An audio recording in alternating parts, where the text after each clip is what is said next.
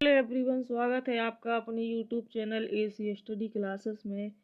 आज के इस वीडियो में हम भारतीय अर्थव्यवस्था के बहुत ही महत्वपूर्ण 15 क्वेश्चन कवर करेंगे, जो आपके आने वाले सभी एग्जामों के लिए बहुत ही यूजफुल होगा। तो वीडियो शुरू करने से पहले आप अगर हमारे चैनल पर नए हैं तो चैनल को सब्सक्राइब कीजिए और वीडियो पसंद आए तो लाइक कीजिए। तो चलिए शुरू करते हैं। हमारा पहला प्रश्न दिया गया है इसमें कि इंडिया विजन 2020 में वयस्क पुरुष साक्षरता का लक्ष्य कितने प्रतिशत निर्धारित किया गया है। तो इंडिया विजन 2020 में वयस्क पुरुष साक्षरता का जो लक्ष्य निर्धारित किया गया है, ये किया गया है 96%। अगला प्रश्न दिया गया है कि राष्ट्रीय विकास परिषद का गठन कब किया गया। तो ये किया गया था 6 अगस्त 1952 को। राष्ट्रीय विकास परिषद का गठन किया गया था कब? 6 अगस्त 1952 को। अगला प्रश्न दिया गया है, तीसरा प्रश्न है कि प्रोफेसर पीसी महालनोबिस की मॉडल पर कौन सी पंचवर्षीय योजना चलाई गई। ये चलाई गई थी द्वितीय पंचवर्षीय योजना। पीसी महालनोबिस के मॉडल के पर दूसरी पंचवर्षीय योजना को चलाया गया था। अगला प्रश्न है कि भारत में लोहा इस्पात उद्योग की स्थापना सबसे पहले कहाँ की गई। जो लोहा इस्पात उद्योग की स्थापना की गई थी, ये कुल्टी पश्चिम बंगाल में। और कब की गई थी? ये 1870 ईस्वी में की गई थी। अगला प्रश्न दिया गया है कि भारतीय मानक ब्यूरो की स्थापना कब की गई। तो जो भारतीय मानक ब्यूरो की स्थापना की गई थी, ये की गई 1947 ईस्वी में। भारतीय मानक ब्यूरो की स्थापना 1947 ईस्वी में की गई थी। व्यय कर किस प्रकार का कर है। ये एक प्रत्यक्ष कर है। जो व्यय कर है, ये क्या है? एक प्रत्यक्ष कर। अगला प्रश्न है कि इंडिया सिक्योरिटी प्रेस कहाँ स्थित है। तो India security press Nashik Maharashtra में स्थित है। कहाँ पर? नासिक यानी महाराष्ट्र में। अगला प्रश्न दिया गया है कि पहला भारतीय बैंक कौन सा है। तो जो पहला भारतीय बैंक है, ये अवध कमर्शियल बैंक। सामुदायिक विकास कार्यक्रम की शुरुआत कब की गई। तो सामुदायिक विकास कार्यक्रम की शुरुआत की गई थी 2 अक्टूबर 1952 ईस्वी में। अगला प्रश्न दिया गया है कि भारतीय निर्यात और आयात बैंक की स्थापना की गई। कब की गई है? भारतीय निर्यात और आयात बैंक की जो स्थापना की गई थी, ये की गई थी 1982 ईस्वी में। कब की गई? 1982 ईस्वी में। अगला प्रश्न दिया गया है कि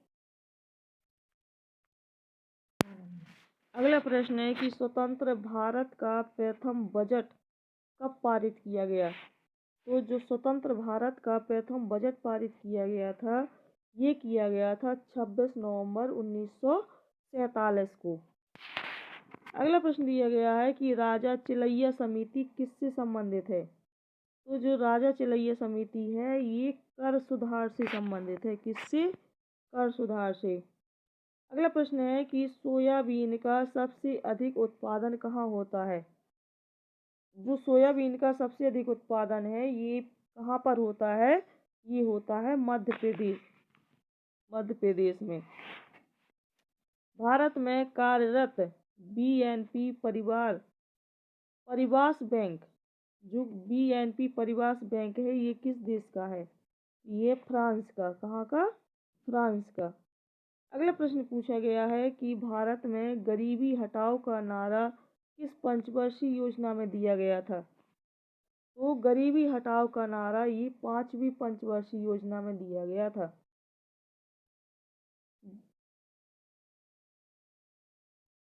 अगला प्रश्न पूछा गया है कि 20,000 MW विद्युत उत्पादन संबंधित जवाहरलाल नेहरू मिशन कब तक के लिए लक्षित है। तो ये है 2022 तक के लिए। अगला प्रश्न पूछा गया है कि राष्ट्रीय ग्रामीण विकास संस्थान कहाँ स्थित है। तो जो राष्ट्रीय ग्रामीण विकास संस्थान है, ये हैदराबाद में स्थित है। कहाँ पर? हैदराबाद में। अगला प्रश्न है कि 22 वर्षों के बाद आरबीआई के द्वारा 1,000 रुपये का नोट कब जारी किया गया था? तो ये किया गया था 9 अक्टूबर 2000 को। 1,000 रुपये का नोट जारी किया गया था कब? 9 अक्टूबर 2000 को। अगला प्रश्न पूछा गया है कि शाख मुद्रा को क्या कहा जाता है? तो शाख मुद्रा को ऐच्छिक मुद्रा कहा जाता है। क्या कहा जाता है? ऐच्छिक मुद्रा। अगला प्रश्न पूछा गया है कि किसी वस्तु के वास्तविक मूल्य की बजाय मौद्रिक मूल्य से प्रतिक्रिया व्यक्त करने को क्या कहा जाता है? तो किसी वस्तु के वास्तविक मूल्य की बजाय मौद्रिक मूल्य से जो प्रतिक्रिया व्यक्त करने को मुद्रा भ्रम कहा जाता है। क्या कहा जाता है? मुद्रा भ्रम। अगला प्रश्न है कि भारत में सर्वाधिक नगरीकरण कहाँ हुआ? तो भारत में सर्वाधिक नगरीकरण हुआ था कहाँ पर? गोवा में। अगला प्रश्न पूछा गया है कि श्वेत क्रांति के सूत्रधार कौन है? ये है डॉक्टर वर्गीज कुरियन। श्वेत क्रांति के सूत्रधार या जनक माने जाते हैं डॉक्टर वर्गीज कुरियन। अगला प्रश्न है कि योजना आयोग का गठन कब किया गया? ये योजना आयोग का गठन किया गया था 15 मार्च 1950 को। अगला प्रश्न पूछा गया है कि रॉबिन कर किन मदों पर लगाया जाता है? तो ये मुद्रा की लेन देन पर लगाया जाता है। जो रॉबिन कर है ये मुद्रा की लेन देन पर लगाया जाता है। अगला प्रश्न पूछा गया है किस पंचवर्षीय योजना का उद्देश्य समाजवादी समाज की स्थापना करना था? तो ये है द्वितीय पंचवर्षीय योजना का उद्देश्य था। क्या उद्देश्य था? समाजवादी समाज की स्थापना करना। अगला प्रश्न पूछा गया है कि बैंकिंग लोकपाल के क्षेत्र से बाहर बैंक कौन सा है? जो बैंकिंग लोकपाल के क्षेत्र से बाहर जो बैंक है वो 2012 से, मतलब इसमें कब पूछा गया है कि बैंकिंग लोकपाल के क्षेत्र से बाहर बैंक कब तक है? 2012 से है ये। अगला प्रश्न दिया गया है कि योजना का अंतिम अनुमोदन किसके द्वारा होता है?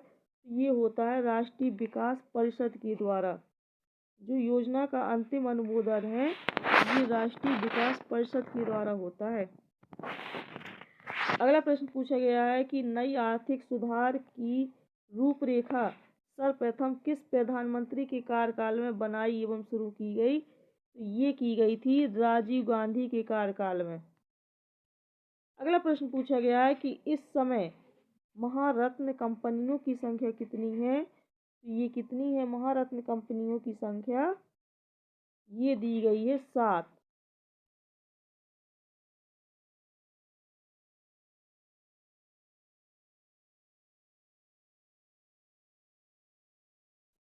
अगला प्रश्न पूछा गया है कि भारतीय पूंजी बाजार को विनियमित करने की वैधानिक शक्तियां किसके पास हैं? तो भारतीय पूंजी बाजार को विनियमित करने की जो शक्तियां हैं भारतीय प्रतिभूति एवं विनिमय बोर्ड यानी सेबी के पास हैं। कौन सा राज्य चावल के उत्पादन में अग्रणी है? तो ये है पश्चिम बंगाल। जो पश्चिम बंगाल राज्य है ये चावल के उत्पादन में अग्रणी है यानी पहला स्थान है। अगला प्रश्न पूछा गया है कि आबिद हुसैन समिति का संबंध किससे है? तो ये है लघु उद्योगों में सुधार से। आबिद हुसैन समिति का संबंध लघु उद्योगों में सुधार से है। अगला प्रश्न है कि भारत में सबसे अधिक दूध उत्पादक राज्य कौन सा है? तो ये है उत्तर प्रदेश। जो सबसे अधिक दूध उत्पादक राज्य है वो कौन सा है? उत्तर प्रदेश। अगला प्रश्न है कि फिलिप्स वक्र किस गणना से संबंधित है? जो फिलिप्स वक्र है ये किस गणना से संबंधित है? ये है मुद्रास्फीति तथा बेरोजगारी से संबंधित। अगला प्रश्न पूछा गया है कि नीली क्रांति का संबंध किससे है? ये है मत्स्य क्रांति से। नीली क्रांति का जो संबंध है वो है मछली पालन से।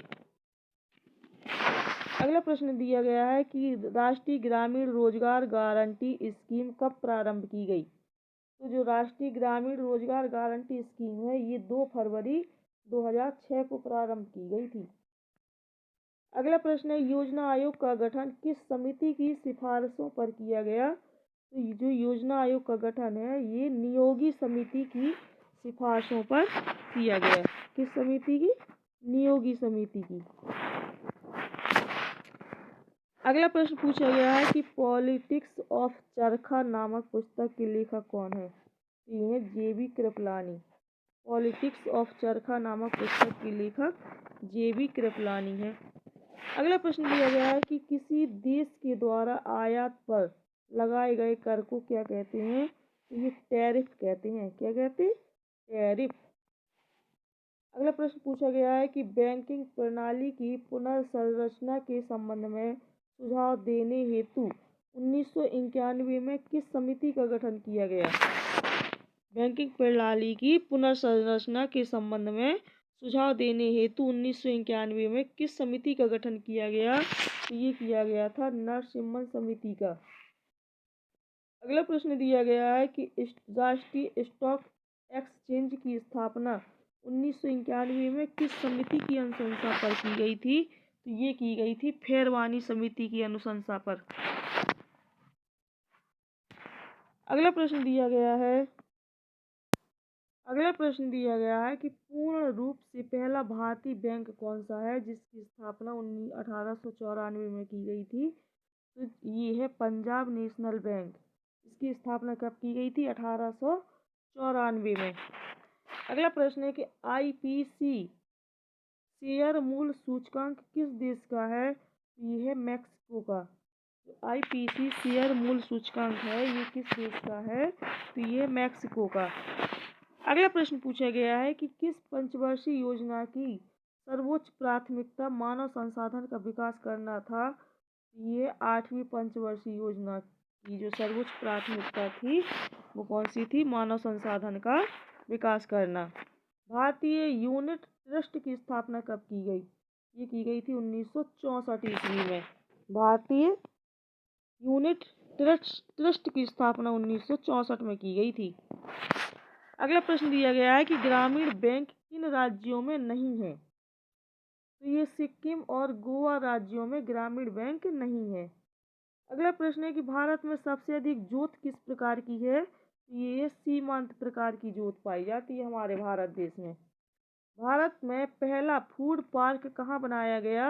ये रांची झारखंड में बनाया गया था पहला फूड पार्क। अगला है कृषक दिवस कब मनाया जाता है? तो ये मनाया जाता है 23 दिसंबर को कृषक दिवस मनाया जाता है। अगला प्रश्न है कि भारत में तालाबों के द्वारा सबसे अधिक सिंचाई कहाँ होती है? तो ये तमिलनाडु में होती है। तालाबों के द्वारा सबसे अधिक सिंचाई कहाँ पर होती है? तमिलनाडु में। तो गाइस ये भारतीय अर्थव्यवस्था की बहुत ही महत्वपूर्ण 15 क्वेश्चन थे जो हमने इस वीडियो में कवर किए। और अगर आपको हमारे वीडियो पसंद आया हो तो लाइक कीजिए, शेयर कीजिए और चैनल को सब्सक्राइब भी ज़रूर कीजिए ताकि इसी प्रकार की और वीडियो हम आप तक पहुंचा सकें। Thank you so much.